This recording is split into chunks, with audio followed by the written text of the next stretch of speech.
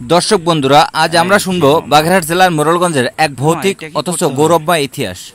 মোরেলগঞ্জ কুটিবাড়ির গল্প শুধু একটি ধ্বংসপ্রায় বাড়ি নয়, এ জায়গায় লুকিয়ে রেখেছে অত্যাচার, শোষণ আর বিদ্রোহের অমর কাহিনী।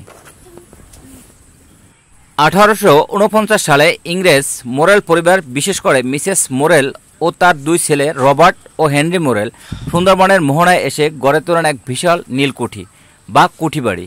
এখান থেকে শুরু হয় নীল চাষ, নিয়ন্ত্রণ, ব্যবসা বাণিজ্য আর স্থানীয়দের উপর শাসন। মোরেল পরিবারের নামে এ অঞ্চলের নাম হয় মোরেলগঞ্জ।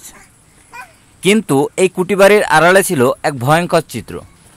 হেনরি মোরেল ও তার সহযোগীরা কৃষকদের জোরপূর্বক নীল চাষে বাধ্য করত। অত্যাচার, মারধর, জমি দখল আর শোষণের সাধারণ মানুষ হয়ে ওঠে দিশেহারা।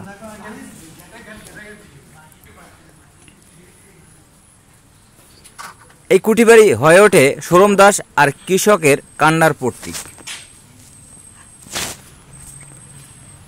এই অত্যাচারের বিরুদ্ধে দাঁড়ান এক সাহসী কৃষক নেতা রহিমুল্লাহ। 1861 সালে তিনি কৃষকদের নিয়ে শুরু করেন বারৈখালী বিদ্রোহ। 25শে নভেম্বর এক রক্তক্ষয়ী সংঘর্ষে রহিমুল্লাহ শহীদ হন, কিন্তু তার আত্মত্যাগ বৃথা যায়নি। এই বিদ্রোহের ওপর ইংরেজরা বাধ্য হয় তাদের অত্যাচার কিছুটা শিথিল করতে, আর এভাবেই কুটিবাড়ি হয়ে ওঠে কৃষক আন্দোলনের এক ঐতিহাসিক প্রতীক।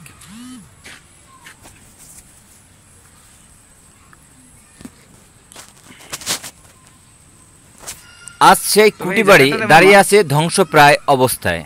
অযত্ন, অবহেলা আর সময়ের ক্ষয়ে এটি প্রায় বিলীন হতে বসেছে। কিন্তু এর ভাঙ্গা দেওয়াল এখনো যেন বলে, এখানে ছিল শোষণ আর এখানেই শুরু হয়েছিল প্রতিরোধের আগুন।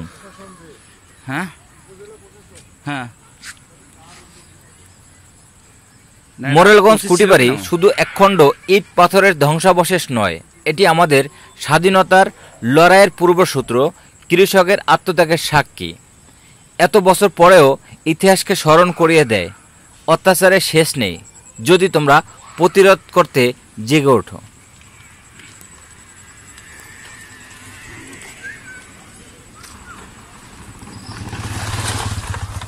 আর এভাবে হচ্ছে রবার্ট মোরেল শেরেবাংলা মেডিকেলে মেবি 1853 সালে সে মারা যায় মেবি। আর এরপর থেকে মোরেলগঞ্জ নামকরণ করা হয়, শুধু রবার্ট মোরেলের হাত থেকে এই নামকরণ করা হয় মোরেলগঞ্জ। বন্ধুরা, আপনারা দেখতেই পাচ্ছেন তার একটা স্মৃতিস্তম্ভ পার্শ্ববর্তী হচ্ছে এসএল স্কুলের পাশে তার স্তম্ভটা আছে। আর এই স্তম্ভটাই হচ্ছে আমরা দেখি, এবং তার কুটিবাড়িতে আপনারা দেখতেই পাচ্ছেন যেখানে হচ্ছে প্রচন্ড পরিমাণ টর্চার করতো। আর তার স্মৃতিস্তম্ভ হিসেবে এটা এখনো সংরক্ষিত অবস্থায় আছে।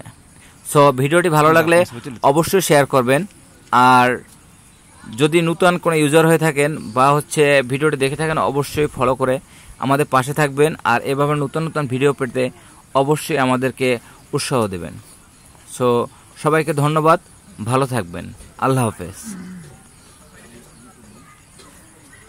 মামু, কি অবস্থা?